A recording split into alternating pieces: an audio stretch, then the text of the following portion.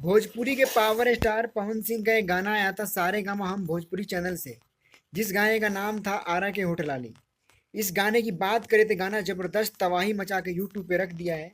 और इस गाने में अगर हम एक्ट्रेस की बात करें तो इस गाने में सोनम मलिक ने इस गाने में काम किया है। इस गाने की बात करें, इस गाने को लिखा है आशुतोष तिवारी ने, इस गाने में म्यूजिक दिया है रजत नागपाल ने। इस गाने को अगर आपने नहीं देखा है तो सारे गामा हम चैनल पे जाकर इस गाने को ज़रूर देखें। ये गाना आज भी 3 नंबर ट्रेंडिंग में गाना चल रहा है। आरा के कोठलाली यूट्यूब पे सर्च करें, इस गाने को प्यार और अपना आशीर्वाद दीजिए। इस गाने में ज़बरदस्त एक्टिंग पवन सिंह ने किया है और ज़बरदस्त सिंगिंग भी इस गाने में किया है। इस गाने में पवन सिंह के साथ में इसमें कल्पना पटवारी, कल्पना जी भी इस गाने में आपको दिखाई देगी। इस गाने को बहुत ही अच्छे अपने आवाज़ों से इस गाने को सराहा है। अगर आपने ये गाना नहीं देखा है तो एक बार यूट्यूब पर जाकर ये गाना ज़रूर देखें और अपना प्यार और आशीर्वाद ज़रूर दें।